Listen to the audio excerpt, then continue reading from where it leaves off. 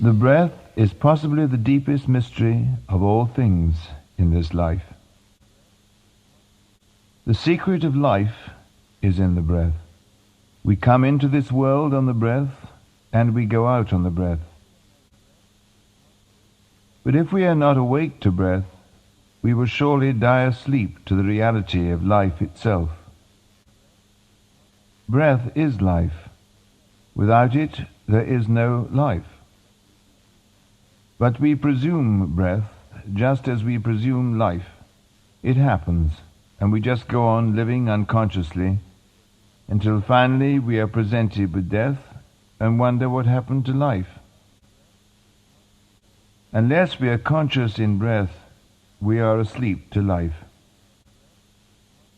The average man, living his life in a mechanical way, forgets all about breathing until the moment of his death, when he struggles to draw the last breath, clutching to the remnants of what he has known as life.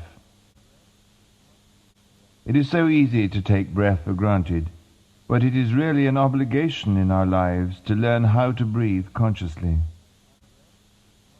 If we are living life passionately and really love being here, we will want to explore the depths of this great miracle. The spiritual world is right here in life. It is life. And we cannot be here, we cannot even be alive without breath. Few people can accept the responsibility of being alive, which is to inhabit this body and be custodians of this planet. This requires tremendous respect. We are not just our bodies, our emotions, or our thoughts, but we must totally inhabit the vehicles we have been given, through which we can express the spirit of life.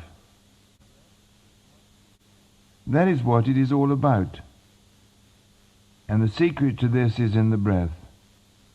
In many languages, spirit and breath come from the same root word. The spirit of life is carried on the breath. To be conscious of life, we must be awake to the breath. In fact, it is not even possible to be conscious in the true sense of that word without being awake to the breath. Can you make love consciously without being awake to the breath? Can you prepare food consciously, being awake to the life within the food without being aware of the breath? Everything is within the breath, or, as it was put by Ibn al-Arabi, another of the great Sufi mystics of the 13th century, all is contained in the divine breath like the day in the morning's dawn. You can breathe in any color you want, any element or vibration, from anywhere in the world without leaving the room. It is all possible. It is not difficult, and just takes practice. Healing is carried through the breath. Telepathy is carried through the breath, and the transmission of barakah, spiritual grace, is carried through the breath. Think of the wind. It blows and carries with it whatever is light enough to be lifted from the earth.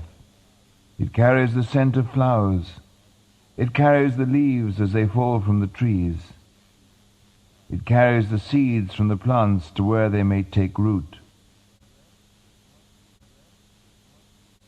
The possibilities lying within the understanding of breath are enormous, and the greatest challenge is to be continually awake within it. Can we learn to breathe with life? Can we learn to breathe with God? To breathe with God, we need to surrender to God. Or, as Mevlana said, if you want to live, die in love. Die in love if you want to remain alive. This is the passion of surrender that we need in order to reach union with God. It is surrender, not achievement. There is nothing for you to achieve. There is only one absolute being, unfolding from the essence of itself into every single moment and through every single being. And it all happens through the breath. The awareness of breath is necessary every day, every moment. We can begin by watching the rise and fall of the breath. This itself takes much practice, and few people are prepared to make the necessary effort. When we can just watch the breath, we will start to realize that we are continuously being tyrannized by thoughts that move us this way and that. Although we do not like to face the truth, it may become clear to us that we have little permanence. What we think we are is constantly changing. We might realize that we are not our thoughts any more than we are our emotions or our bodies. Why do we find it so difficult to watch the breath without being moved all over the place by thoughts?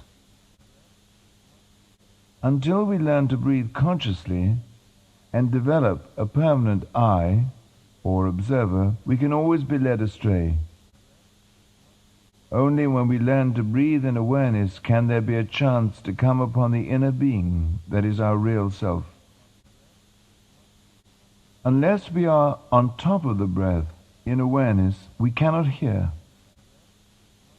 We cannot even begin to know of our inner being because we are still involved with our lower nature and the chattering of the mind. Unless we are on top of the breath, we cannot begin to be of service because we are not really here in the present moment. When we are on top of the breath, we have the possibility to give something to the world and the future to come. We are here to give all of ourselves in total commitment to life. This is what we are asked to do in return for the gift of life that has been given to us. It is useless to talk about self-development or even self-fulfillment if we cannot breathe out consciously with love and compassion.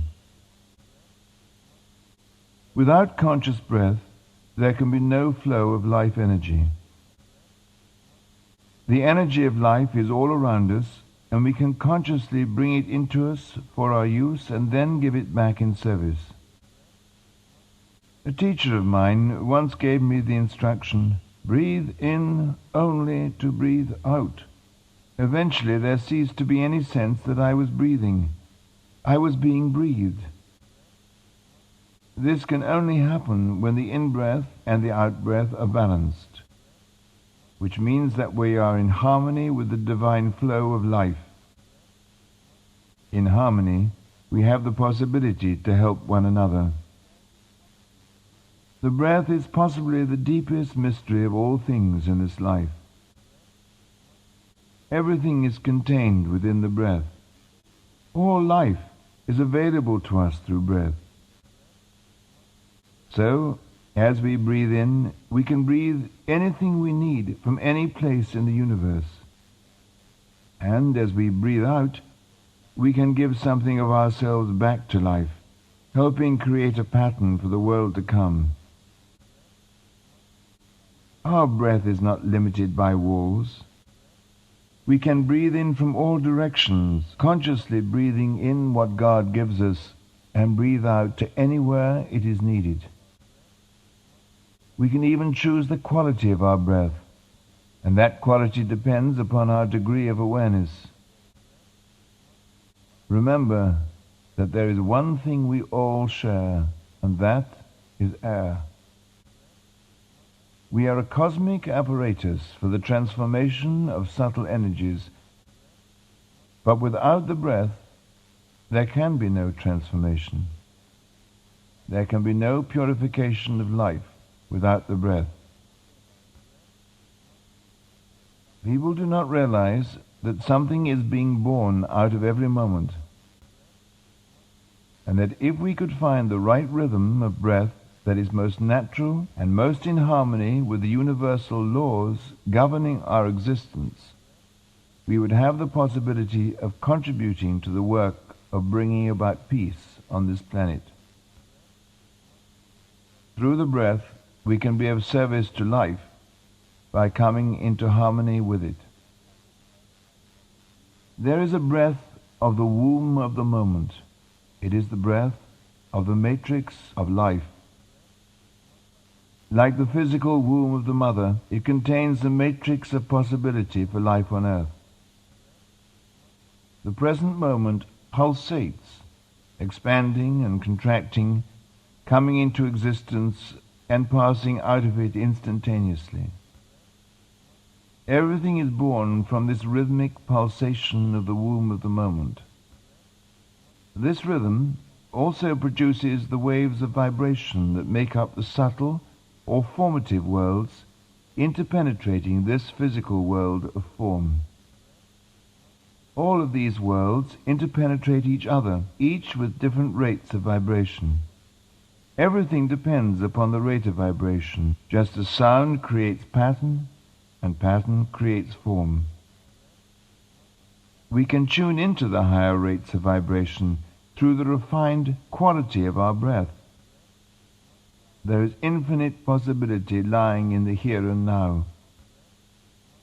Within this breath, which I call the mother's breath, is the whole octave of life.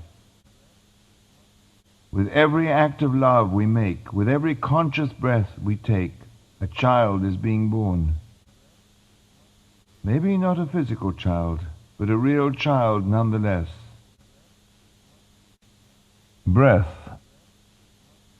This is a great responsibility, that we can bring forth something new into the world through our love and through our breath in every moment of our lives.